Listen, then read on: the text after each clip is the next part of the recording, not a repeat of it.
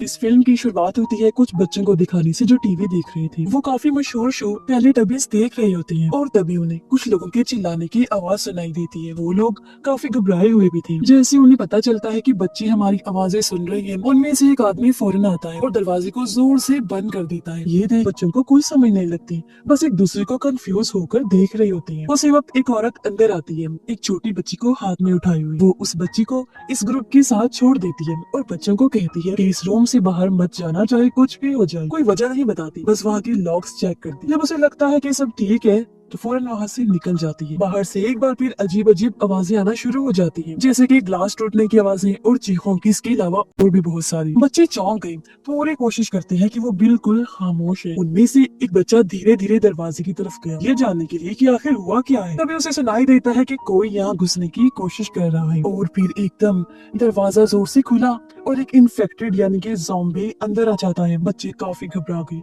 वो डर की वजह से सुन्न हो गए थे। जो बच्चा दरवाजे के पास गया उसकी तो हालत खराब हो जाती है। वो बस देख रहा होता है कि क्रिएचर्स अटैक कर रहे हैं। फिर वो गिर जाता है। उसे अपनी मॉम बाहर नजर आती है तो वो उनकी तरफ भागता है, लेकिन जैसे उसकी मॉम एक ज़ॉम्बी को देखती है वो फौरन दरवाजा बंद कर देती है ताकि उस बच्चे को कुछ ना हो। डरते हुए लड़का ऊपर की तरफ भागा, लेकिन वहाँ भी कई सारे इन्फेक्टेड लोग थे। कहीं भी कोई सेफ जगह नहीं बची। उसका अपना घर भी इन ज़ॉम्बी से घिरा हुआ था। वो अफरा तफरी की वजह से काफी तेज भागता है, गिरता भी है, लड़खड़ाता भी है, लेकिन रुकता नहीं। जिसके बाद वो एक पुरानी चर्च के सामने जाके रुकता है। पता चलता है कि इस बच्चे का नाम टिमी है। जिसके बाद वो फूली हुई सांस के साथ अंदर आता है, देखता है कि उसके डैड वहाँ खड़े हैं जो चर्च के प्रीस्ट हैं। ऐसा लग रहा था जैसे वो इसका ही इंतजार कर रहे हैं। उसके अंदर कोई डर खौफ नहीं था, वो एकदम शांत खड़े हुए। बच्चे ने जो भी देखा वो अपने डैड को बताने की कोशिश करता है, लेकिन उसके डैड ने बीच में ही रोककर कहा कि मैं सब जानता हूँ और इस चीज को कबूल भी कर चुका। फिर वो अपनी माला निकाल कर बच्चे के हाथ में देकर कहता है कि छुप जाओ। बच्चा उसकी बात मानकर छुप गया और तभी बहुत सारे ज़ॉम्बीज़ दरवाजा तोड़ते हुए तेजी से अंदर घुस आते हैं। प्रीस्ट जरा भी नहीं हिलता,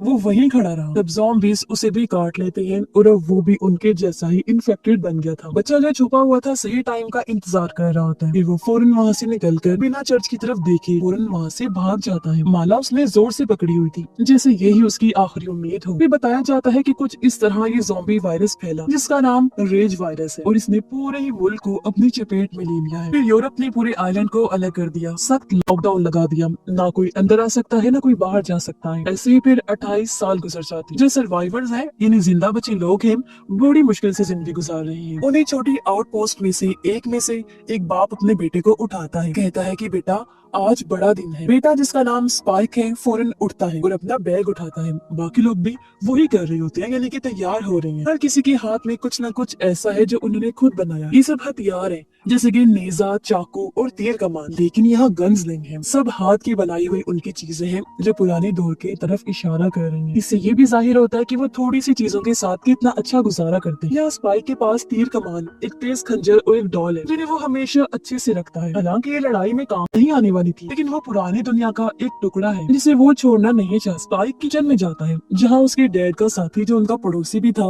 वो बूढ़ा आदमी था, नाश्ते के लिए उसका इंतजार कर रहा होता है। तभी उसकी मॉम की आवाज आई जो बीमार होती है। उसकी डैड जिनका नाम जिमी है अपनी वाइफ के रूम की तरफ जाते हैं। स्पाइक भी उनके पीछे पीछे चला गया। मॉम सॉरी बोलती है कि उन्हें परेशान किया मैंने। स्पाइक को गले लगाकर कहती है कि सुबह से उसका सर बहुत दर्द कर रहा है। वो मजबूत रहने की कोशिश करती है, लेकिन कमजोरी उसके चेहरे पर साफ साफ नजर आती है। जिमी प्लान समझाता है कि वो लोग ये जमीन छोड़ रहे हैं। मॉम घबरा कर कहती है कि हमारा बेटा सिर्फ 12 साल का है, वो खुद भी बिल्कुल ठीक नहीं है। लेकिन जिमी उसकी एक बात नहीं सुनता और वो रूम से निकल जाता है, जबकि स्पाइक थोड़ी देर और मॉम के साथ रुकता है। वो अपनी मॉम को अच्छे से शांत करने की कोशिश करता है, जैसे उसके डैड मॉम को कभी नहीं कर पाए शांत। अब यहाँ से निकलने से पहले स्पाइक अपनी मॉम को खाने की एक चीज रुमाल में लपेट कर देता है और उनसे झूठ बोल देता है कि मैं स्कूल जा रहा हूँ, इसीलिए वो उसकी बात का यकीन कर लेती है।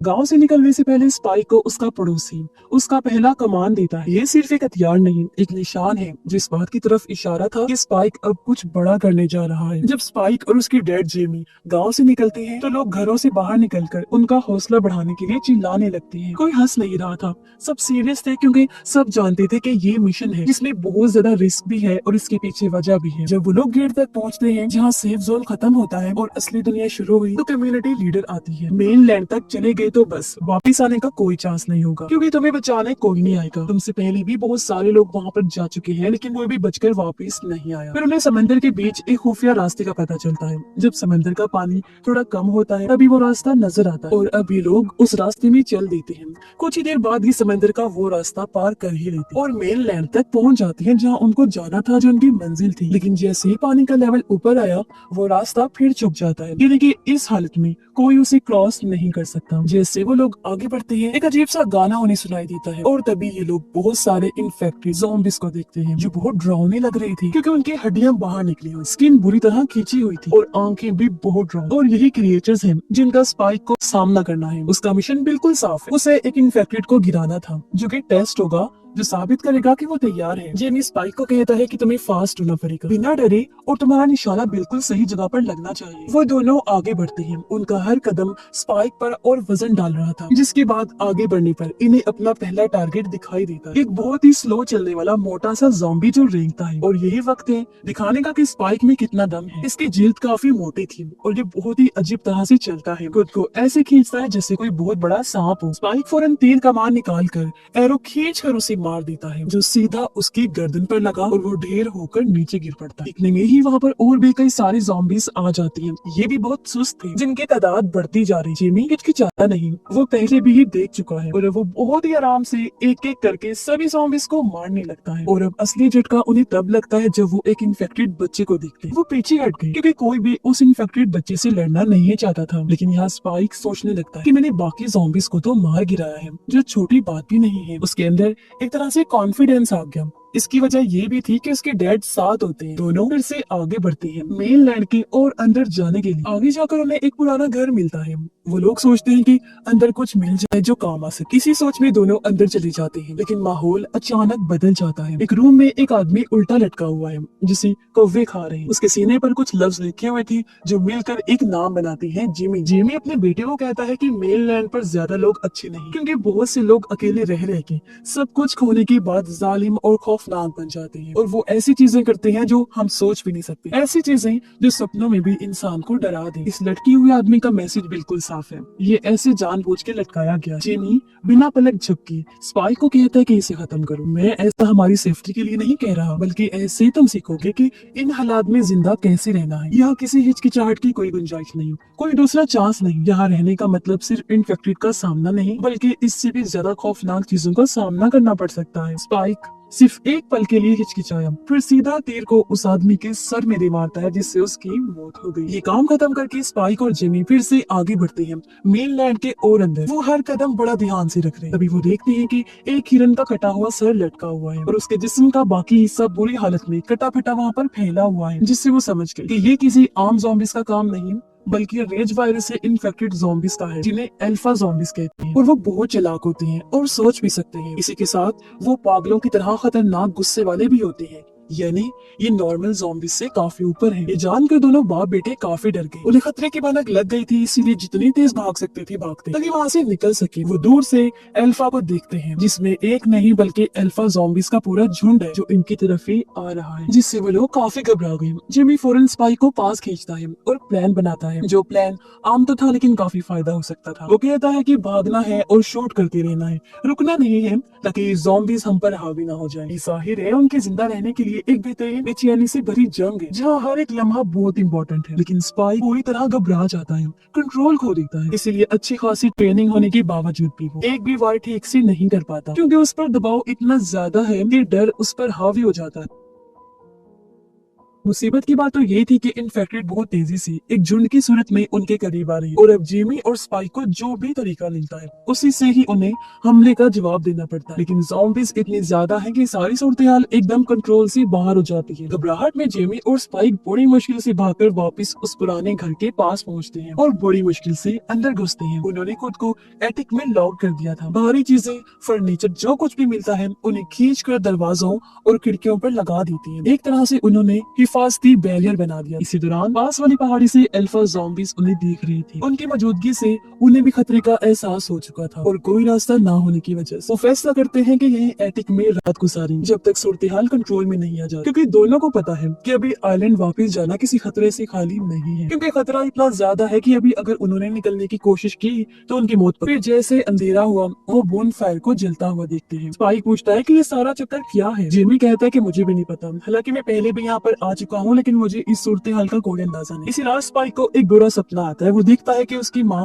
पानी में डूब रही है। सीन इतना डरावना था कि उसकी रूह कांप जाती है। वो झटके से उठता है, लेकिन एक और बड़े खतरे का उन्हें सामना करना पड़ता है। अब क्योंकि वो घर काफी पुराना टूटा फूटा था तो उसका एक हिस्सा अचानक गिर जाता है, बिल्कुल उनके पैरों के नीचे से। तो बड़ी मुश्किल से वो टाइम पर बाहर निकल जाते हैं और अब वो ये सोचने पर मजबूर हो गए कि जितनी जल्दी हो सके आइलैंड वापस जाना होगा। उनकी किस्मत अच्छी थी कि समंदर के बीच वो खुफिया रास्ता नजर आ रहा है और अब वो दोनों बाप बेटी बगैर टाइम गवाए तेजी से वापस चल पड़ते हैं। लेकिन उन्हें अंदाजा नहीं था कि अल्फा बहुत तेज होते हैं और वो उनके हर एक चीज पर नजर रख रहे थे। और अब एक ज़ॉम्बी अल्फा जो इनका पीछा कर रहा था फुल स्पीड में उनकी तरफ आने लगता है। ये देख उनकी टेंशन इतनी ज्यादा बढ़ गई कि दोनों जान बचाने के लिए आइलैंड के अंदर फुल स्पीड में भागते हैं। वो दोनों बिल्कुल ठीक वक्त पर पहुंच जाते हैं और मदद के लिए टावर को सिग्नल भेजने में कामयाब भी हो जाती है। उनके सिग्नल्स मिलते ही कम्युनिटी फौरन बहुत सारे तीर अल्फा पर बरसा देती है, उसे रोकने की कोशिश करती है, लेकिन इससे अल्फा को कोई फर्क नहीं पड़ता। और अब जब वो जलता हुआ तीर उसे मारते हैं तो वो सीधा उसके अंदर आकर लगता है, जिससे ये मॉन्स्टर फाइनली मारा जाता है और पूरी कम्युनिटी सुकून का सांस लेती है। जब स्पाइक वापस आता है खुशी में जश्न मनाया जाता है। सब उसकी तारीफ करते हैं क्योंकि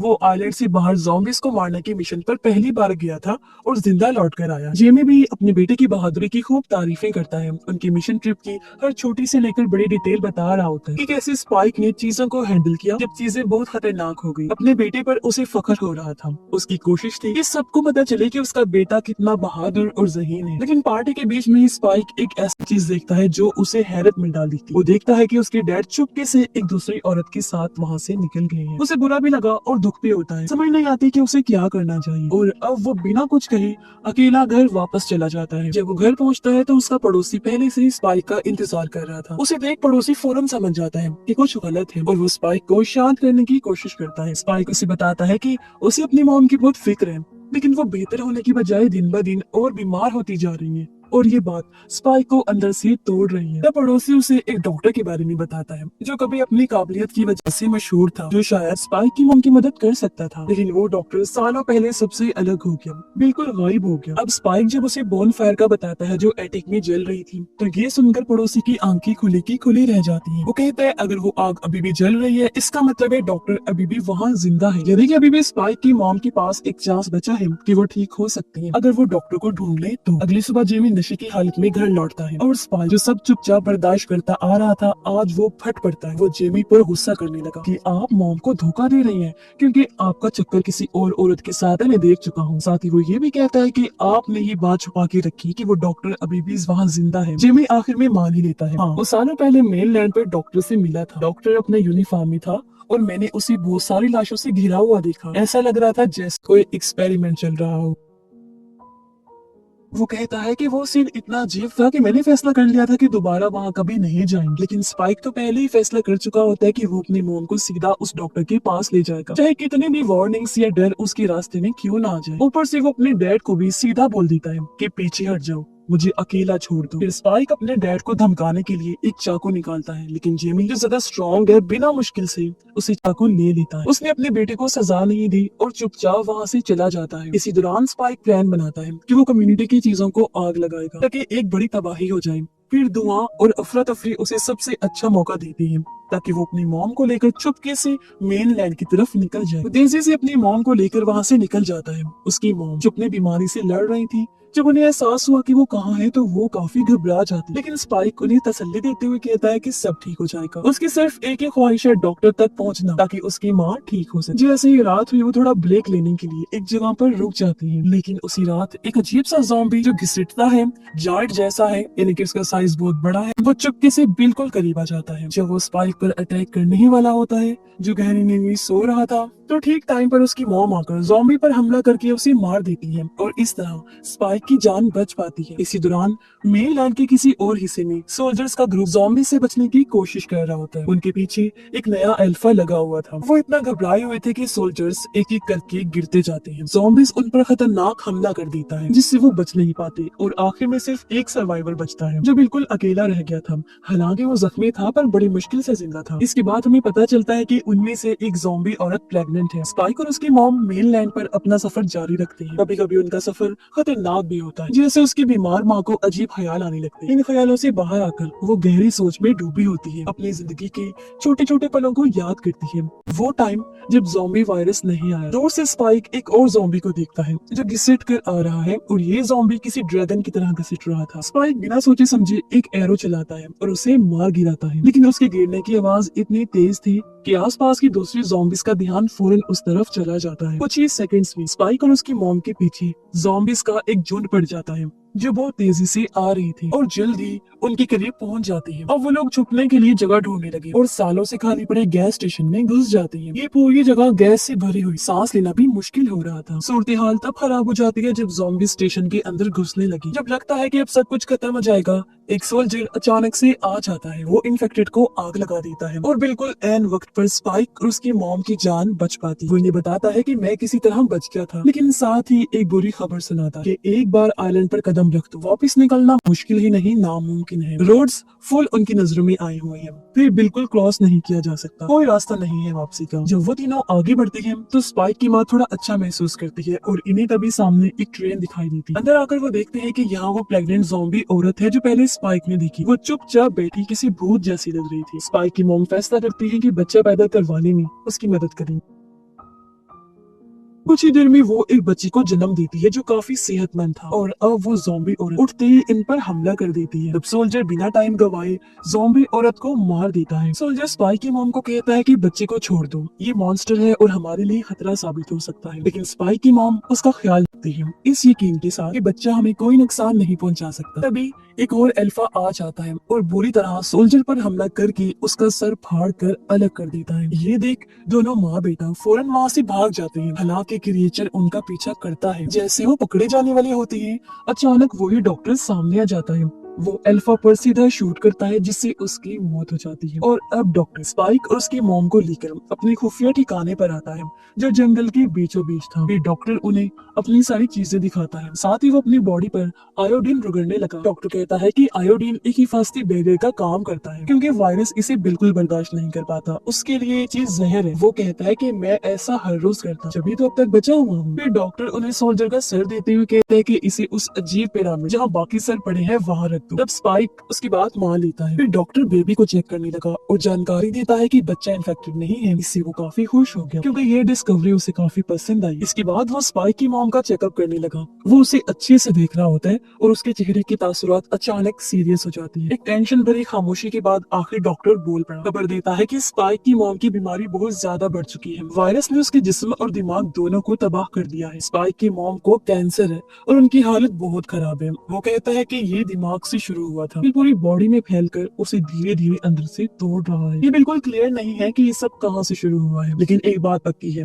जो बहुत बुरी खबर है कि इस बीमारी का कोई इलाज नहीं है। चाहे कितनी भी कोशिश क्यों ना करे, कोई उसकी बीमारी को हल्का सा भी ठीक नहीं कर सकता। स्पाइक डॉक्टर से उम्मीद रखता है कि वो उसकी मॉम को बचा लेगा, लेकिन उसकी मॉम तो अंदर ही अंदर कब से ये महसूस कर रही थी कि मैं मरने वाली हूँ। वो उस कड़वे सच को कबूल करती है और फैसला करते हैं कि मौत का सामना करूंगी, भागूंगी नहीं, क्योंकि सबको भी एक दिन मरना है जो हकीकत। इस दौरान स्पाइक को बेहोश किया गया, उसे एक इंजेक्शन दिया गया ताकि वो अपनी मॉम को अपनी आंखों के सामने मरता हुआ ना दे, क्योंकि शायद वो तकलीफ बर्दाश्त नहीं कर पाएगा। जब वो फाइनली उठता है सब खत्म हो चुका होता है, लेकिन स्पाइक खाली हाथ नहीं रहता। डॉक्टर उसे उसकी मॉम का सर देता है। फिर स्पाइक अपनी माँ के सर को इज्जत के तौर पर पिरामिड के पास रख देता है क्योंकि ये उसका अपना तरीका था अपनी माँ को अच्छे से गुड बाय करने का। फिर अल्फा जो सबसे खतरनाक ज़ॉम्बी क्रिएचर है वो अपने कंट्रोल खो देता है और वो डॉक्टर पर हमला करने के लिए तैयार था, लेकिन स्पाइक फौरन आकर डॉक्टर का एक इंजेक्शन अल्फा को लगाकर उसे रोक लेता है और ऐन वक्त पर डॉक्टर की जान बचा। डॉक्टर स्पाइक की आंखों में देखता है और कहता है कि अब आगे बढ़ने का वक्त आ गया है। दोनों मिलकर बेबी को साथ लेकर अपने एरिया में पहुंचने की कोशिश कर वहां पहुंचकर वो बेबी को कम्युनिटी के पास छोड़ देती। साथ में एक नोट भी था जिस पर आखिरी गुड बाय होता है। बेबी को अच्छे से वेलकम किया जाता है और उसका नाम उसकी माँ के नाम पर ही रखा जाता है। जिमी स्पाइक तक पहुंचने की कोशिश करता है लेकिन लहर इतनी ऊपर होती है कि वो क्रॉस नहीं कर सकता। इसी दौरान जब स्पाइक अकेला मछली पकड़ रहा होता है तो एक इन्फेक्टेड चुपके से उसके पास आ जाता है। स्पाइक फौरन ही उसे मार देता है लेकिन फिर और ज़ॉम्बीज वहाँ पर आ जाते हैं। स्पाइक को जब उन्होंने घेरा तो वहाँ पर कोई आ जाता है जो और कोई नहीं बल्कि जिमी होता है, वही बच्चा जो शुरुआत में देखा था लेकिन अब बड़ा हो चुका है और एक पूरी कम्युनिटी का लीडर बन गया है। जिमी स्पाइक की हौसला अफजाई करते हुए कहता है कि वो जिंदा बचा रहा और उसे ऑफर देता है कि वो उसकी कम्युनिटी का हिस्सा बन जाए। इसके लिए स्पाइक मान गया और ये दोनों अपने मिशन के लिए आगे बढ़ जाते हैं और इसी के साथ ही ये फिल्म इधर ही खत्म हो जाती है।